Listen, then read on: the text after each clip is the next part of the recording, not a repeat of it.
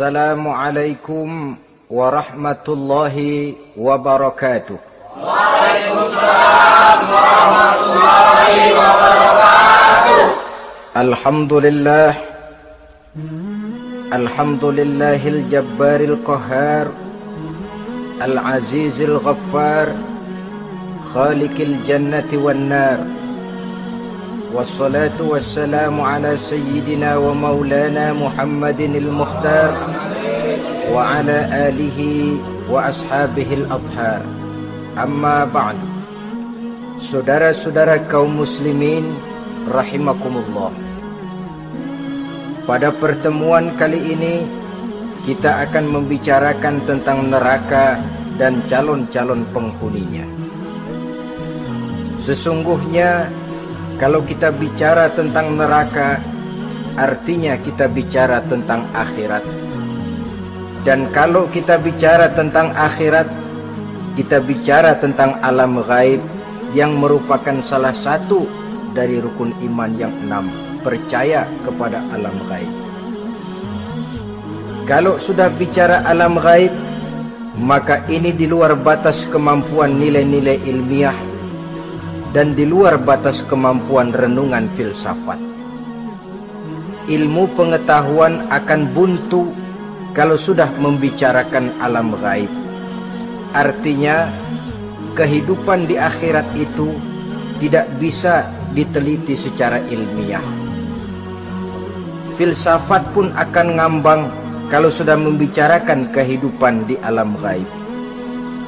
Karena itu kalau kita kembali kepada logika, jika kita ingin mengerti tentang caranya membuat bangku, kita pergi ke tukang bangku dan bertanya kepadanya. Kita ingin mengerti cara membuat mobil, kita pergi ke tukang mobil, ke bengkel mobil dan bertanya kepada ahlinya. Pun dalam urusan alam gaib, sudah sewajarnya kita kembali kepada penjelasan dari sang pencipta alam gaib, yakni Allah Subhanahu wa ta'ala. Dan melalui kitabullah Al-Quranul Karim, Allah telah menjelaskan masalah-masalah gaib berupa kehidupan di sorga dan neraka itu secara jelas dan pasti. Dengan kata lain, di dalam membicarakan tentang neraka ini, yang menjadi dasar daripada pemikiran kita adalah rasa iman kepada Allah Subhanahu wa ta'ala. Karena soal neraka tidak pernah bisa dibuktikan dengan ilmu pengetahuan. Tidak bisa diselidiki sebab orang yang sudah pulang ke sana pun tidak pernah kembali lagi kemari untuk kita tanya bagaimana hal ihwal keadaan di sana. Saudara-saudara kaum muslimin rahimakumullah. Neraka dalam istilah Quran selalu disebut dengan narun,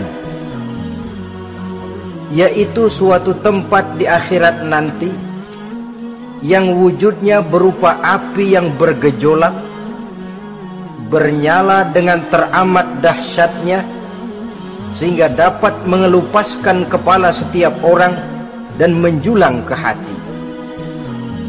Diriwayatkan oleh Imam Bukhari dan Muslim bahwa Rasulullah sallallahu alaihi wasallam pernah bersabda, "Narukum hazihi allati tuqiduna juz'un min 70 jazaan min harri jahannam."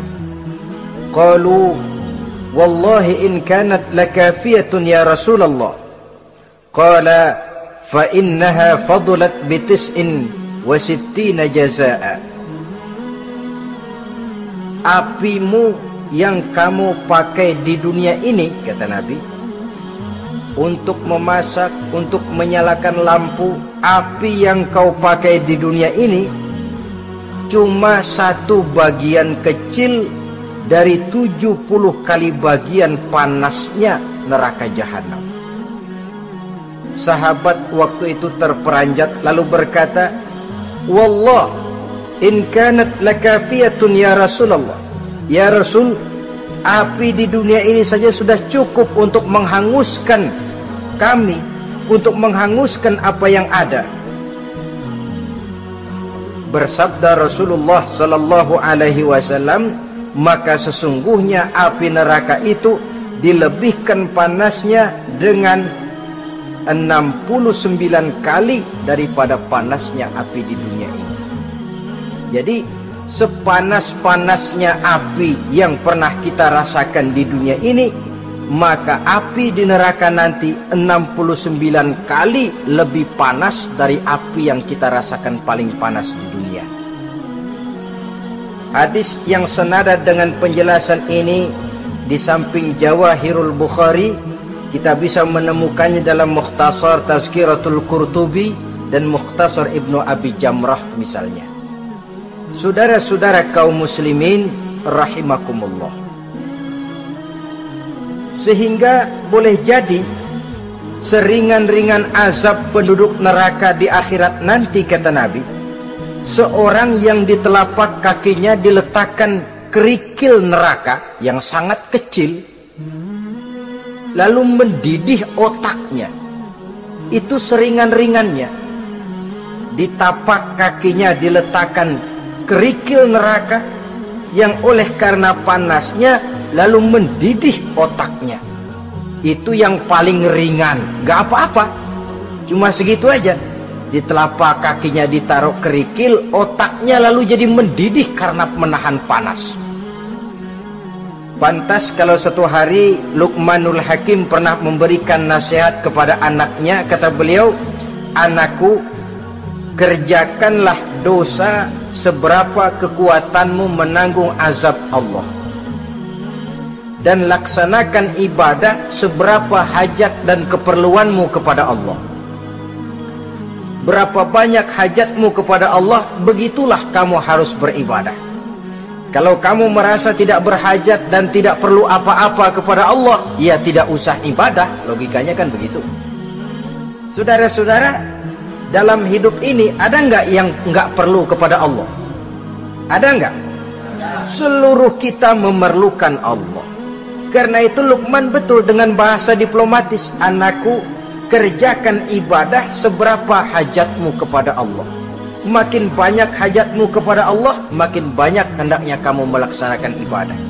Tapi kalau kamu sudah merasa bisa hidup tanpa Allah, persilahkan kamu tidak usah ibadah. Sebaliknya, kerjakan dosa seberapa kekuatanmu menanggung azab siksaan Allah."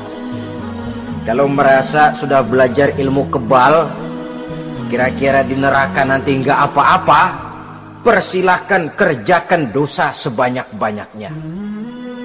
Tapi kalau masih berpikir, gua mah jangan dibakar di neraka, nginjek puntung rokok gua lompat. Kalau masih berpikir ke situ, ya hati-hati, saudara-saudara. Nah, sebagaimana surga, neraka pun ada pintu-pintunya. Dan yang melalui pintu-pintu itu sesuai dengan dosa yang dia kerjakan pada waktu kehidupannya di dunia ini. Jadi setelah manusia diadili, mereka kumpul di padang mahsyar beramai-ramai. Yang mendapat kitab di tangan kanan, yang selamat dari proses pengadilan, yang sudah nyata lebih banyak kebaikannya daripada kesalahannya, wajah mereka berseri-seri. Tapi yang rapotnya merah, yang timbangannya lebih banyak kejahatannya, mereka mukanya udah pada gulem. Di tengah itulah kedengaran pernyataan dari Allah Subhanahu wa ta'ala, "Salamun qaulan min Rabbir Rahim." Ada ucapan selamat dari Allah, Tuhan yang Maha Pengasih dan Maha Penyayang. "Salamun alaikum." Selamatlah kamu, wahai orang-orang yang kelak akan sampai ke surga. Yang lulus di pengadilan dapat ucapan selamat dari Allah. Tapi pada saat itu juga Allah mengatakan, "Wamtazul yauma ayyuhal mujrimun." Pada hari ini, semua orang-orang yang kurang ajar supaya minggir. "Wamtazul yauma ayyuhal mujrimun." Orang-orang yang durjana, kelompok durhaka, para pembuat dosa, misah hari ini, minggir semuanya. Kamu akan digiring ke dalam neraka. Saudara-saudara kaum muslimin rahimakumullah. Baik mereka yang akan menuju surga, baik mereka yang akan masuk ke dalam neraka, sama melintasi satu jembatan yang melintang di atas neraka. Dalam surah Maryam ayat 71 dan 72, walaupun jembatan itu tidak digambarkan secara jelas, tapi kita temukan penjelasan Allah sebagai berikut. Wa inna minkum illa wariduha kana ala rabbika hatman maqdiya thumma nunajjil ladzina taqaw wa nazaru zalimina fiha jasiyya. Saudara-saudara, dan tidak ada setiap orang pun kecuali mereka akan melalui api neraka itu. Adapun orang-orang yang bertakwa, mereka diselamatkan oleh Allah, sedangkan orang-orang yang zalim, mereka terlempar ke dalam jurang neraka. Nah, itu yang dinamakan dengan sirat. Ada memang riwayat menjelaskan bahwa sirat itu kecilnya seperti rambut dibelah 7, tajamnya lebih tajam dari mata pedang. Tapi dalam banyak hal, orang lewat di atas sirat itu bergantung kepada amalannya waktu dia hidup di dunia ini. Maka jangan heran ada orang yang lewat di atas sirat itu seperti kilat, lep sudah sampai di surga. Ada yang lewat di atas sirat itu seperti orang terbang. Ada yang lewat di atas sirat itu seperti orang lari. Ada yang seperti jalannya onta. Ada yang merangkak. Ada yang gelantungan. Ada yang sudah hampir sampai ke tepian sana untuk masuk ke dalam surga, terpeleset nyemplung juga ke dalam neraka, sesuai dengan amalan pada waktu mereka hidup di kehidupan dunia yang sekarang ini. Saudara-saudara kaum muslimin rahimakumullah, apabila orang terperosok lalu masuk ke dalam neraka, bagaimanakah ihwal keadaan di neraka? Panasnya sudah kita jelaskan tadi, 70 kali lipat dari sepanas-panasnya api di dunia ini. Lalu orang-orang yang masuk ke dalam neraka, mereka juga mendapat pakaian, makanan, minuman, perhiasan. Tapi makanannya, minumannya, perhiasannya lain dengan orang-orang yang sampai di surga. Mereka juga diberikan buah-buahan, sebab di neraka juga ada pohon. Namanya pohon zakum. Buahnya duri dari api. Dan itu yang akan jadi lalap makanannya orang-orang neraka. Di dalam surah As-Saffat ayat 64-65 Allah subhanahu wa ta'ala menjelaskan, innaha syajaratun takhruju fi aslil jahim tal'uha ka'annahu ru'usus sayatin. Sesungguhnya pohon zakum itu adalah satu pohon yang akarnya keluar dari dasar neraka, yang buahnya seperti kepala setan. Ini sudah untuk bahasa yang sangat menyeramkan ini. Pohon itu tumbuh dari dasar neraka, buahnya mirip kepala setan. Itu akan dijadikan makanannya orang-orang yang ada di dalam neraka.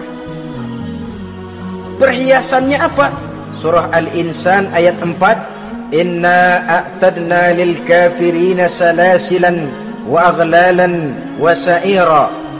Sesungguhnya kami sediakan bagi orang-orang kafir itu di dalam neraka segala macam rantai, cambuk-cambuk dan belenggu-belenggu neraka, terbuat dari api neraka, siap untuk merantai, membelenggu dan mencambuk mereka.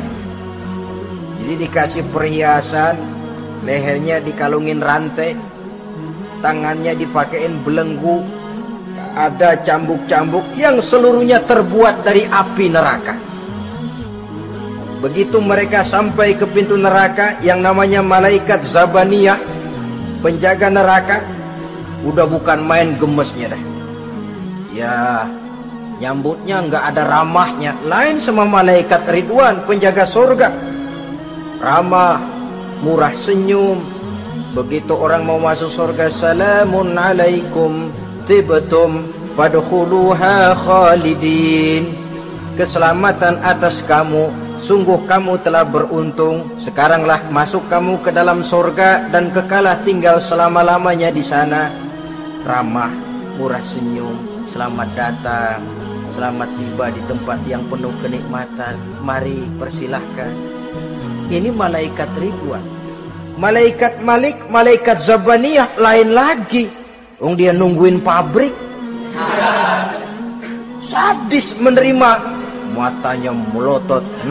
Ini dia manusia-manusia kurang ajar yang waktu di dunia sudah datang para rasul, sudah turun agama, sudah datang Al-Quran, tapi belagak pilon.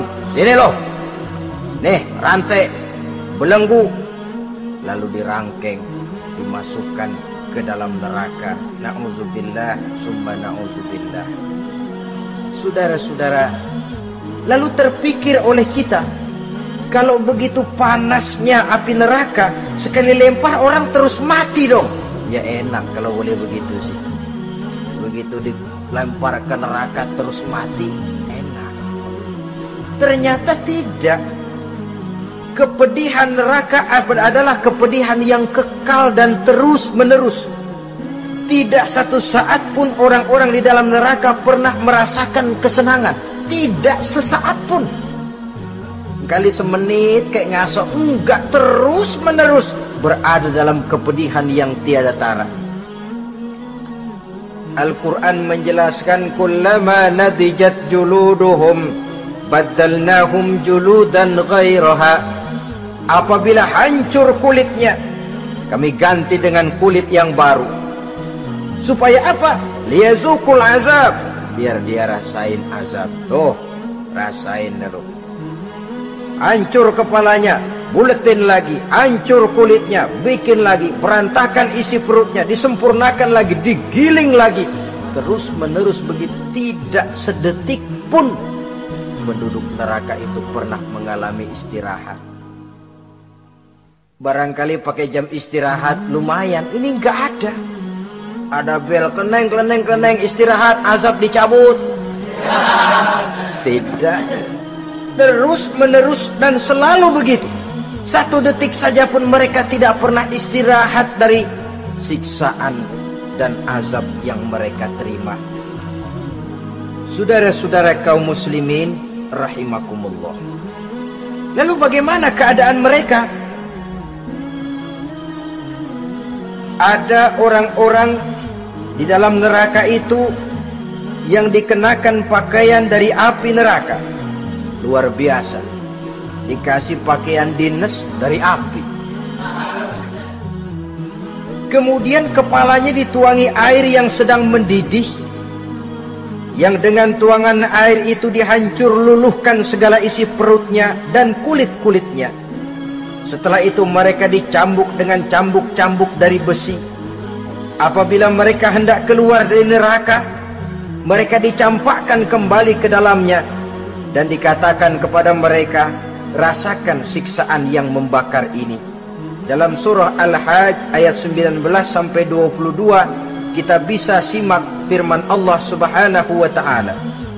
Fallazina kafaru qutti'at lahum siyabun min nar yusabbu min fawqi ru'usihimul jahim yus'aru bihi ma fi butunihim wal julud wa lahum maqami'u min hadid kullama aradu an yakhruju minha min ghammin u'idu fiha wa zuqu 'azabal hariq.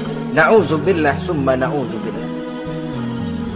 Diberikan pakaian dari api, melolong, menyayat dia, memilukan, merintih dan meraung-raung.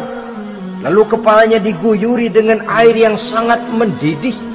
Hancur luluh isi perutnya, masih dicambuk lagi dengan cambuk-cambuk dari besi. Mereka merambat, mereka meraung, mereka hendak lari, mereka ingin keluar dari neraka. Tapi tiap kali mereka merambat ingin keluar, ditarik lagi. Kalau cara kita, ayo, mau kemana lo?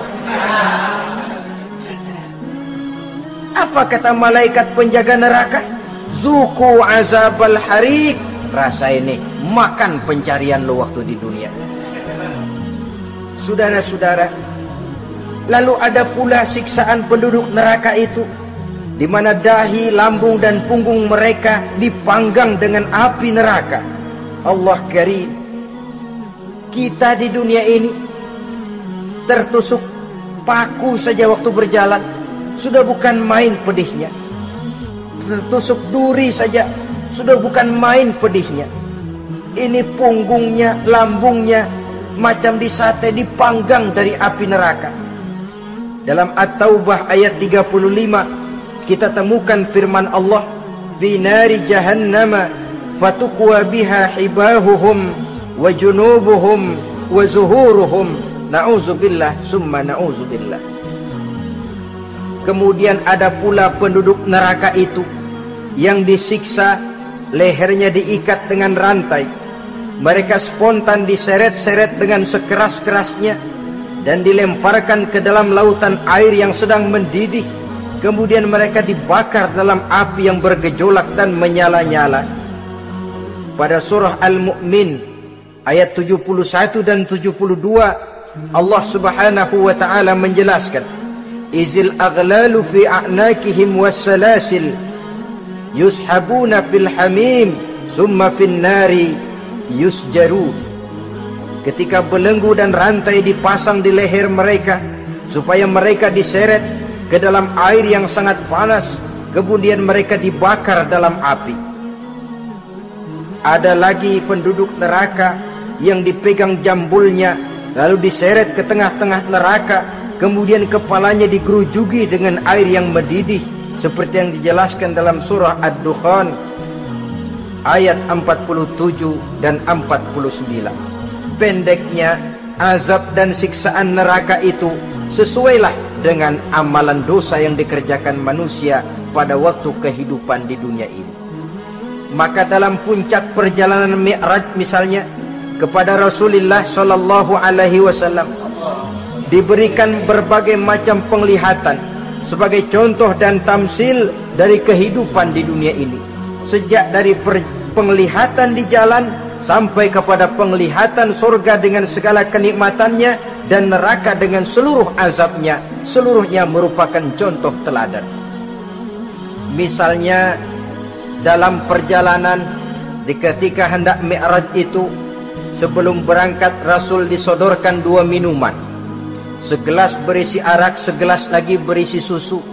Kata malaikat Jibril, ambillah salah satu minuman itu ya Muhammad.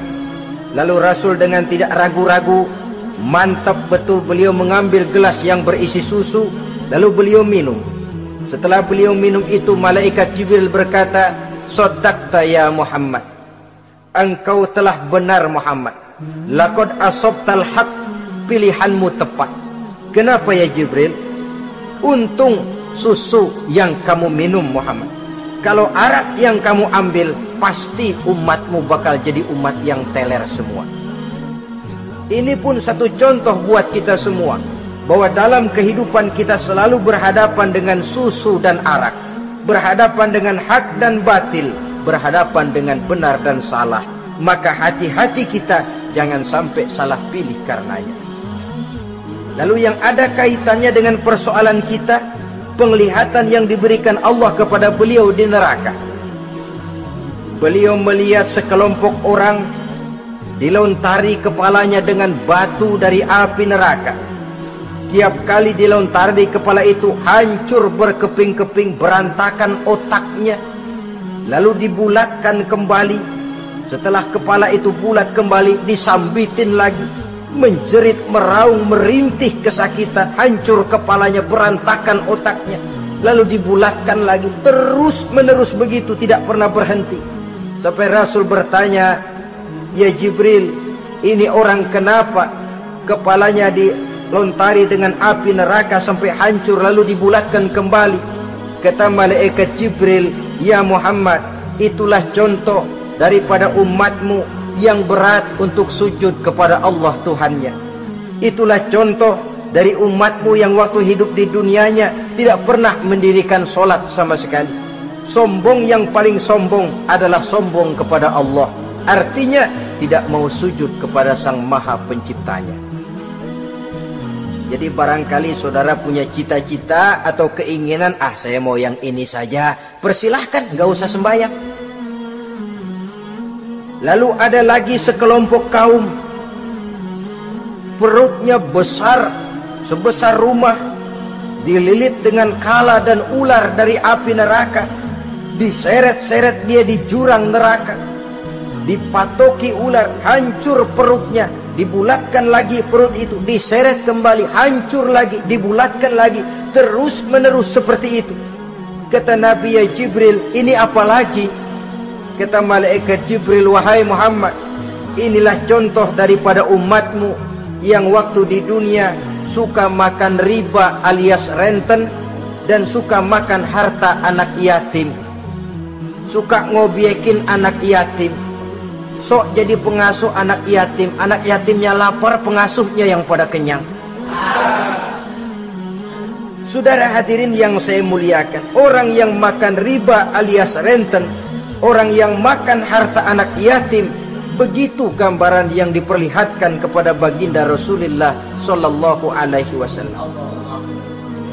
Sebagian lagi ada penduduk neraka yang kukunya terbuat dari tembaga dari api neraka, panjang sangat kukunya itu, lalu mencakar-cakar mukanya sendiri, hancur mukanya, berantakan, dicakari oleh kukunya itu, lalu dibulatkan lagi, dicakar lagi, hancur lagi, dibulatkan lagi. Pengangguran bener nih orang, muka sendiri dicakarin sendiri. Ya Jibril, ini tamsil apa Jibril? Ya Muhammad, itulah contoh dari umatmu yang pada waktu di dunianya enggak pernah rukun sama sesama saudaranya muslim, suka nyari aib orang lain, suka ngejelekin orang lain, padahal orang lain itu saudaranya seakidah. Kan sama dengan nyakar muka sendiri namanya, menepuk air di dulang, terpercik muka sendiri. Kejelekan saudaranya dikorek-korek, aib saudaranya diobral di pasar umum. Orang macam itu nanti tangannya akan tumbuh kuku panjang dari tembaga yang akan mencakar dan mengoyak-ngoyak mukanya sendiri. Itu kita bisa lihat nanti.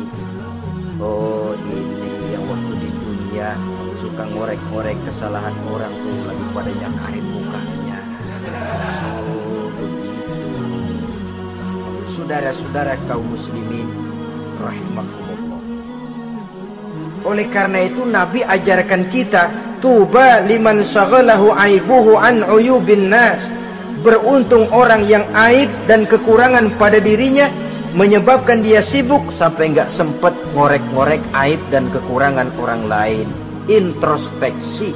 Beruntung orang yang celak dirinya menyebabkan dia sibuk dan tidak sempat ngorek-ngorek aib pada diri orang lain. Ada pula di antaranya dilihat oleh Rasul, di antara penduduk neraka itu orang yang lidahnya terjulur memanjang, kemudian dipotong lidah itu dengan gunting dari api neraka, menjerit dan memekik ia menahan sakit yang tiada tara, sampai Rasul bertanya kepada malaikat Jibril, kalau ini tamsil apa lagi ya Jibril? Kata malaikat Jibril, wahai Muhammad, inilah contoh dari umatmu, orang-orang yang waktu di dunia tidak pandai menjaga lidahnya, suka menggunjing orang, suka memfitnah orang, suka ghibah dan namimah, suka ngomongin orang di belakang yang bersangkutan. Maka hari ini lidahnya menjulur menjadi panjang dan dipotong dengan gunting dari api neraka. Lalu Rasul juga melihat sekelompok orang perempuan tergantung rambutnya dari gantungan api neraka, kemudian dipanggang dari duburnya sampai ke atas kepalanya dengan tombak dari api neraka, meraung dan merintih serta mengeluarkan nanah dari kemaluannya. Rasul bertanya, ini apa lagi ya Jibril? Kata malaikat Jibril, inilah perempuan yang waktu di dunia tidak pandai menjaga kehormatan dirinya, ahli zina dan tukang umbar, saudara-saudara kaum muslimin rahimakumullah, banyak lagi tamsil-tamsil yang dicontohkan dalam puncak perjalanan Mi'raj yang seluruhnya merupakan peringatan bagi kita umat Rasulullah sallallahu alaihi wasallam. Nah, kemudian sekarang marilah kita bicarakan neraka itu satu demi satu. Yang pertama, dan ini yang paling dikenal orang, neraka Jahannam atau naru Jahannam. Siapa yang dijelaskan Allah akan menjadi penghuni neraka Jahannam ini? Pertama dalam surah Al-Ankabut ayat 68. Wa man azlamu mimman iftara 'ala Allahi kadziban aw kadzdzaba bil haqqi lamma ja'ahu alaysa fi jahannam maswal lil kafirin. Adapun orang-orang yang zalim kepada Allah, mendustakan ayat-ayat Allah dan mendustakan kebenaran setelah datang kebenaran itu, bukankah neraka Jahannam merupakan tempat kembali bagi orang-orang kafir? Jadi dalam Al-Ankabut ayat 68 ini dijelaskan, penduduk neraka Jahannam itu pertama adalah orang-orang kafir. Siapa orang kafir? Menurut keyakinan akidah kita, setiap orang di luar Islam adalah kafir. Kemudian yang kedua dalam surah Al-Hijr ayat 42 dan 43, penduduk neraka Jahannam itu, inna ibadi laisa laka alaihim sultanun illa man ittaba'aka minal ghawin wa inna jahannama la maw'iduhum ajma'in. Sesungguhnya hamba-hambaku tidak akan bisa kamu kuasai, hai iblis, kecuali mereka yang mengikuti tipu dayamu. Sesungguhnya neraka Jahannamlah tempat mereka seluruhnya. Kalau kita perhatikan ayat ini, maka penghuni neraka Jahannam yang kedua adalah para pengikut setan. Para pengikut setan dengan seluruh ajaran-ajaran yang dilancarkan oleh setan. Padahal pada saat hendak masuk neraka, setan jelas cuci tangan. Tugasnya cuma bagaimana mencari pengikut sebanyak-banyaknya yang akan nemenin dia di neraka nanti. Tapi pada saat orang digiring ke dalam neraka, setan cuci tangan. Mungkin orang menuntut, setan, gue ngikutin lu, sekarang kenapa jadi kemari? Nah, gue bilang juga apa? Kata setan, gue bilang juga apa, lu kenapa ngikutin? Dan setan ini menebar ranjau dalam segala bentuknya, dengan segala macam caranya. Para pengikut setan yang menjauhi tuntunan agama, memperturutkan hawa nafsunya. Setan membisiki manusia lewat minuman keras, setan masuk manusia lewat judi, lewat zina, lewat kenikmatan yang melalaikan orang dari kehidupan akhirat dan selanjutnya, dengan segala macam jalan. Kadang-kadang dalam ibadah setan juga masuk. Kalau tidak ditimbulkannya takabur, ditimbulkannya sikap ujub dalam diri kita.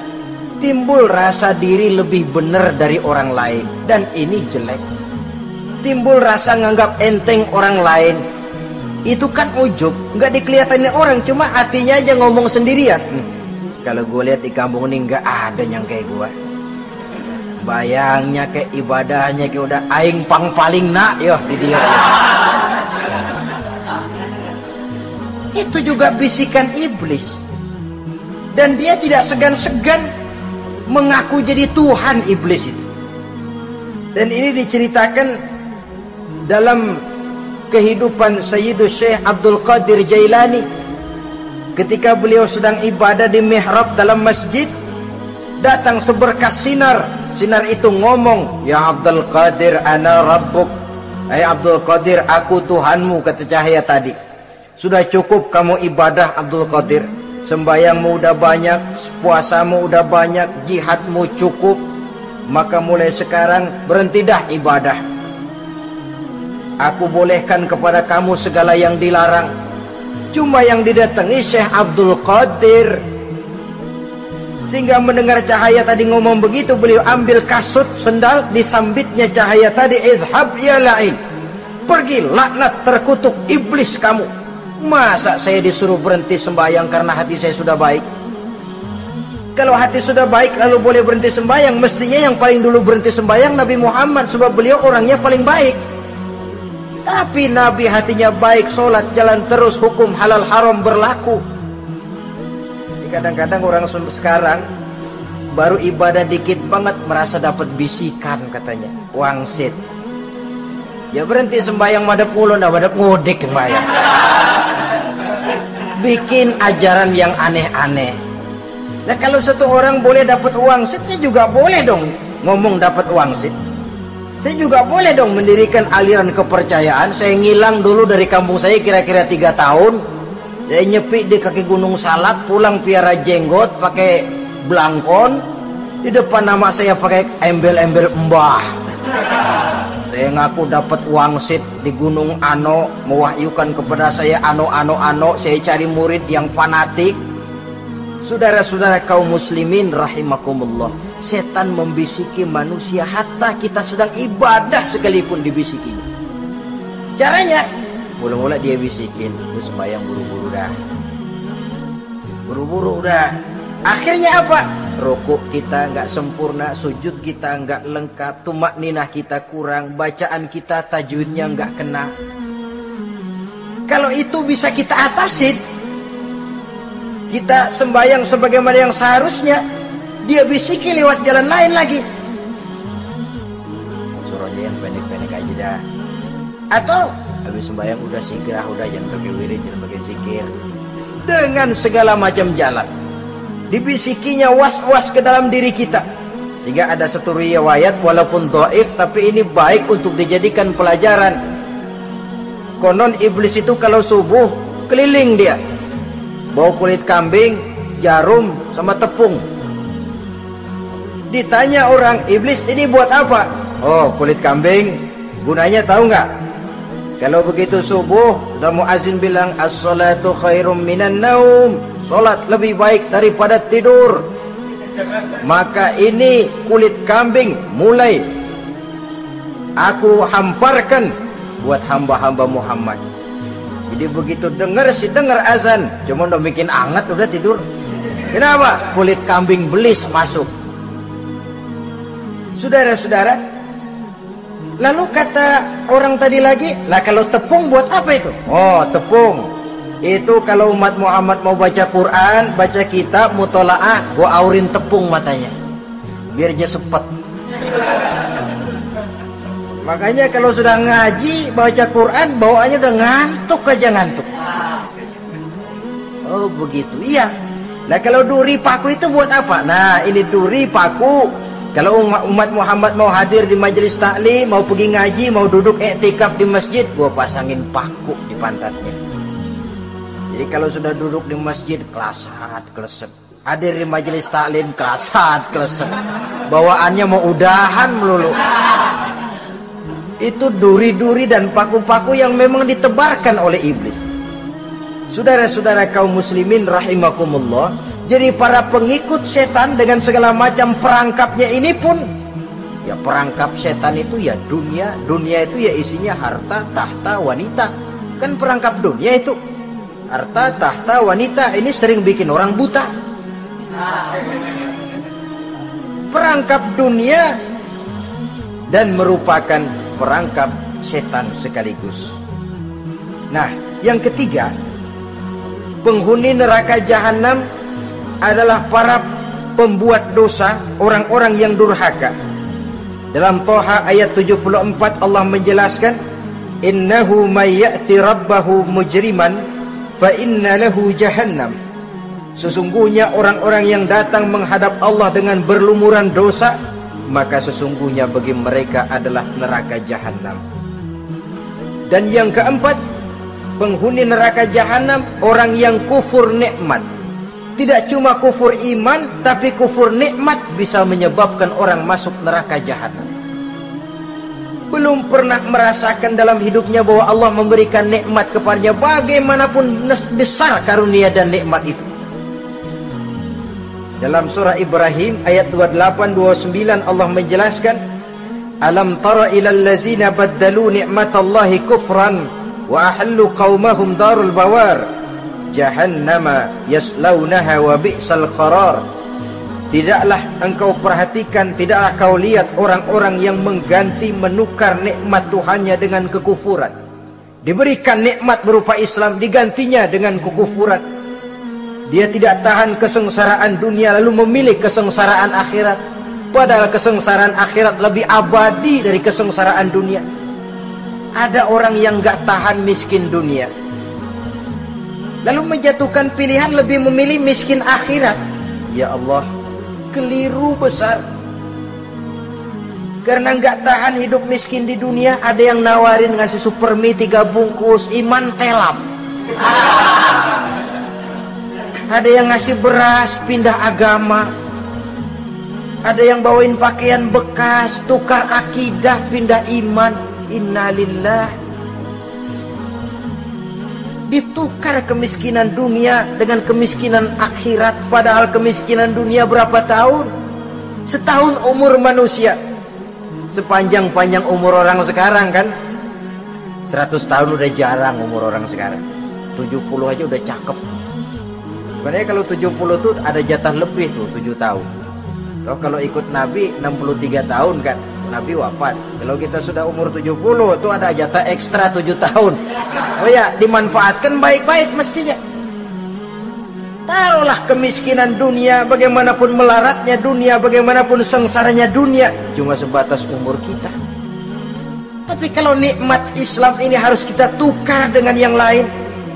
Baddalu ni'matallahi kufran, menukar, mengganti nikmat yang diberikan Allah dengan kekufuran. Artinya kita menukar kemiskinan sementara dan kita memilih kesengsaraan dan kemiskinan abadi. Di akhirat kita miskin, di neraka kita miskin, miskin abadi. Di neraka kita sengsara, sengsara abadi. Saudara-saudara kaum muslimin rahimakumullah, itu neraka jahanam. Yang kedua dinamakan neraka jahim. Siapa mereka ini para penghuninya? Siapa mereka ini para penghuninya? Pertama dalam surah At-Takasur, yaitu orang-orang yang bermegah-megah dengan dunia, menumpuk-numpuk harta, lalu lupa dengan kesibukan harta itu, lupa kepada kehidupan yang akhirat nanti. Alhaakumut takasur hatta zurtumul maqabir kalla sawfa ta'lamun thumma kalla sawfa ta'lamun kalla law ta'lamuna ilmal yaqin la tarawunnal jahim. Kamu telah lalai akibat apa? At-takasur. Ini penyakit pertama yang menyebabkan orang sampai ke neraka jahim.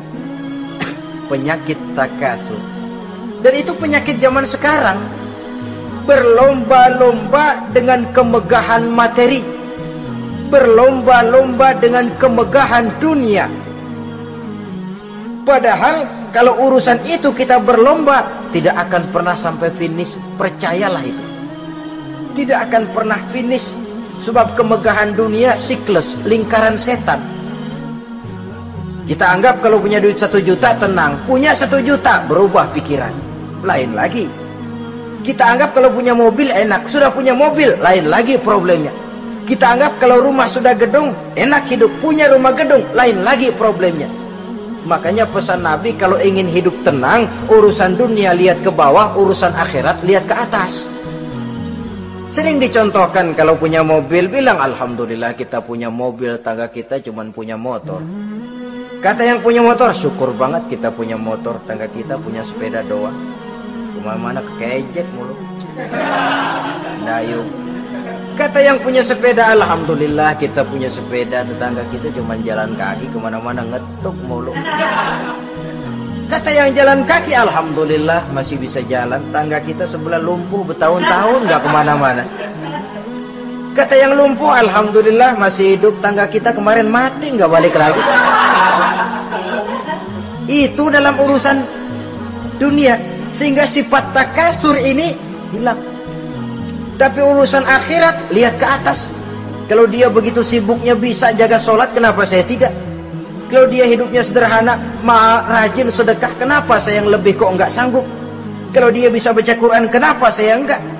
Lalu timbul gairah ingin mencontoh. Mencontoh orang dalam urusan ibadah menimbulkan ketenangan jiwa. Dan itu ada garis finishnya. Tapi kalau yang lumpuh lihat yang bisa jalan, lihat yang naik sepeda, yang sepeda punya lihat motor, sudah punya motor lihat mobil, lihat pesawat terbang, lihat kereta api. Kapanlah awak nih mau bersyukur? Yang ada kurang saja, padahal nikmat itu tidak pernah berhenti. Bukan dilarang orang kaya, tetapi perlombaan memperkaya diri itu yang dilarang. Karena kalau sudah perlombaan namanya jor-joran sifatnya. Prinsipnya tujuan menghalalkan cara ini yang dijaga oleh agama. Saudara-saudara, selain penyakit takasur yang menyebabkan orang sampai ke neraka jahim, juga perbuatan durjana. Dalam Al-Infitor ayat 13-14, innal abrara lafi na'im wa innal fujjara lafi jahim. Orang-orang yang berbakti, berbuat kebajikan, mereka akan mendapatkan neraka surga naim. Tetapi orang-orang yang fujar, durjana, kurang ajar, durhaka, lafi jahim, mereka akan mendapatkan neraka jahim. Lalu siapa lagi penghuni jahim itu? Orang-orang yang menentang dan menantang ayat-ayat Allah. Wallazina sa'au fi ayatina mu'ajizin ulaika ashabul jahim. Dan orang-orang yang berusaha menantang ayat-ayat Allah sehingga melemahkan orang-orang yang mau mengikuti rasul-rasul Allah. Menantang ayat Allah dan membuat lemah orang yang mengikuti rasul, melemahkan semangat orang yang mau mengikuti khitah dan perjalanan Rasul. Kamu bangun masjid, iya. Murabeh, berat, jangan. Jangan aja kapok. Majelis taklim, pahit. Ngaji, berat, melemahkan ini. Sudah dia rusak, merusak lagi. Kalau rusak kan cuma sendirian. Ini tidak, sudah rusak, merusak. Mu'ajizin, melemahkan orang-orang yang mau mengikuti ayat-ayat Allah. Dan itu tidak jarang zaman sekarang ini. Orang yang melemahkan semangat kita dalam berjuang menegakkan kebenaran. Kita yakin Islam agama yang benar, kita yakin Islam agama yang sempurna. Ada saja orang yang melemahkan semangat kita, yang berteori bahwa ada ayat-ayat Quran yang tidak relevan lagi dengan situasi dan kondisi, yang berteori bahwa Nabi Muhammad cuma sebagai manusia biasa yang tidak terlepas kemungkinan dari salah. Pendeknya melemahkan nilai-nilai semangat kita untuk memperjuangkan Islam ini. Ini pun termasuk mu'ajizin. Mereka akan menemukan nanti di akhirat kapling di dalam neraka yang dinamakan neraka jahim. Na'udzubillah summa na'udzubillah. Yang ketiga, saudara-saudara, di antara nama neraka itu adalah neraka hawiyah. Siapa penghuni neraka hawiyah ini? Dalam surah Al-Qari'ah ayat 8-11 dijelaskan secara simpel, wa amma man khaffat mawazinuhu fa ummuhu hawiyah. Adapun orang-orang yang ringan timbangan kebaikannya, maka tempatnya adalah neraka hawiyah. Artinya orang ini lebih berat timbangan kejahatannya, sedikit kebaikannya, sehingga jadi ringan di timbangan akhirat nanti. Sholat, puasa, zakat, tapi dosa yang dikerjakan masih lebih banyak ketimbang kebaikan yang dikerjakannya itu. Maka orang semacam ini apabila tidak mendapat syafaat, maka dia akan masuk ke dalam neraka yang namanya neraka hawiyah. Lalu yang keempat, neraka wail. Dalam surah Al-Ma'un ayat 1-7 garis besarnya yang mendapat neraka wail adalah para pendusta agama. Siapa sih pendusta agama itu? Ara'aita allazi yukazzibu biddin? Tidakkah kamu lihat siapa orang-orang yang mendustakan agama? Mendustakan agama, beragama tapi bohong, sholatnya bohong, hajinya bohong, puasanya bohong, mendustakan agama. Siapa mereka? Fazalikal ladzi yad'ul yatim. Pertama, orang yang suka menghardik anak yatim. Anak yatim yang lemah, anak yatim yang tidak berdaya, yang hidup dipayungi kemiskinan dan kekurangan, bukan ditolongnya, malah dihardiknya.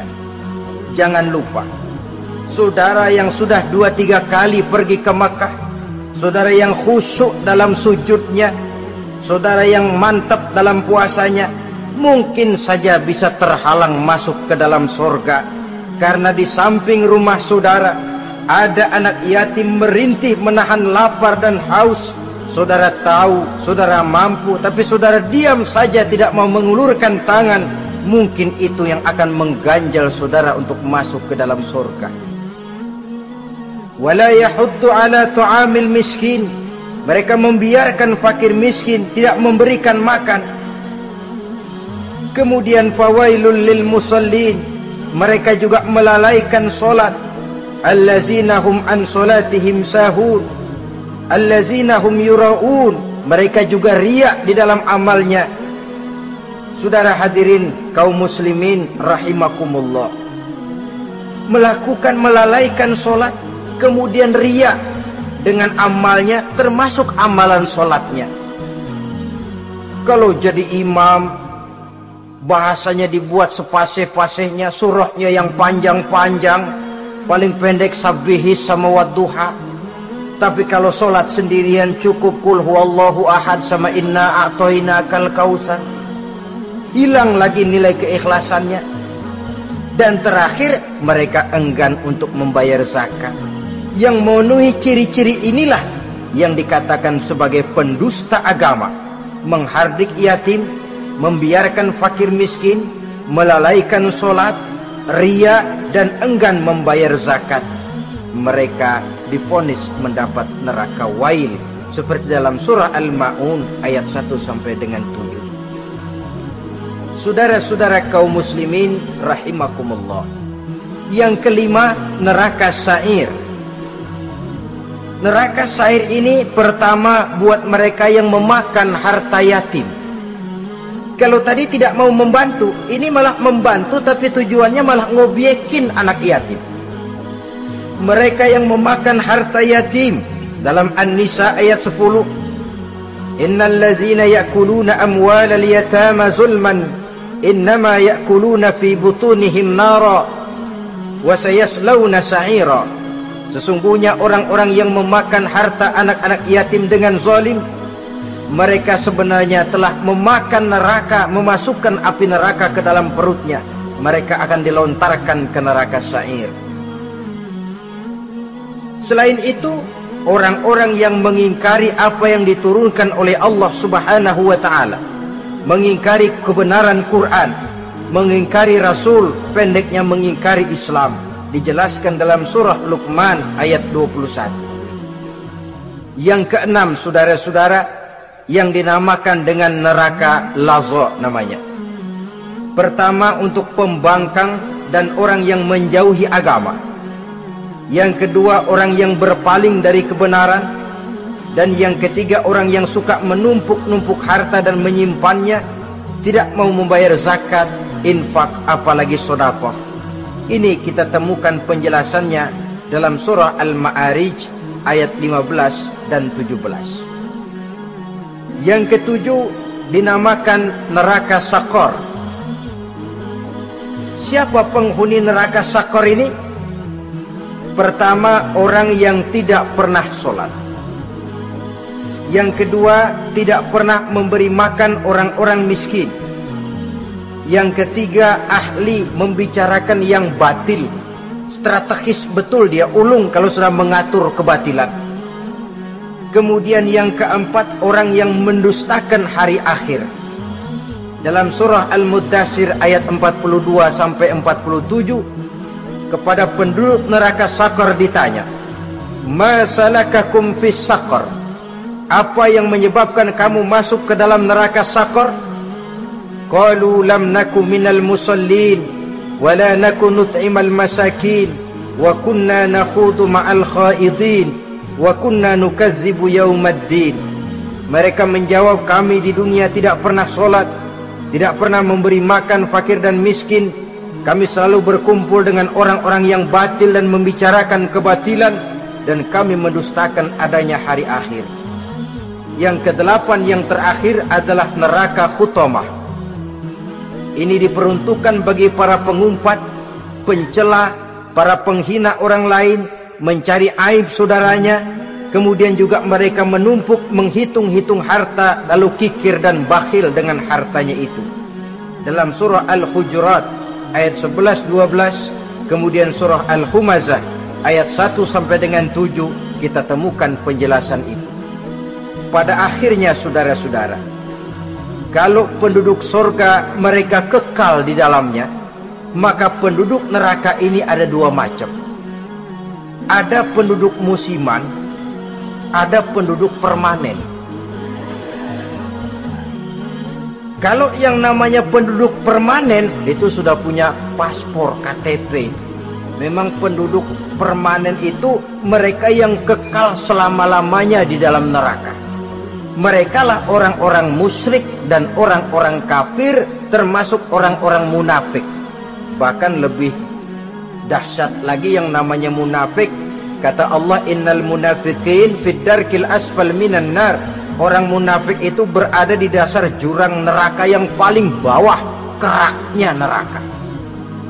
Saudara-saudara, adapun penduduk yang semi permanen, ia masuk neraka buat sementara saja, sekedar dengan dosa-dosa yang dikerjakannya. Mereka adalah orang-orang mukmin yang asli, orang-orang Islam yang waktu di dunianya berbuat dosa. Mereka masuk ke dalam neraka, menerima azab sesuai dengan dosa yang dikerjakannya. Setelah itu mereka akan diangkat dari surga untuk ditempatkan di dalam, mereka akan diangkat dari neraka untuk ditempatkan di dalam surganya Allah Subhanahu wa ta'ala. Seperti banyak dijelaskan dalam hadis-hadis sahih yang diriwayatkan oleh Imam Bukhari dan Muslim. Nah, inilah sekelumit tentang neraka dan calon-calon penghuninya. Mudah-mudahan Allah jauhkan kita, Allah jauhkan anak cucu kita, Allah jauhkan seluruh keluarga kita dari neraka dan dari azab neraka. Terima kasih dan mohon maaf. Wassalamualaikum warahmatullahi wabarakatuh. Waalaikumsalam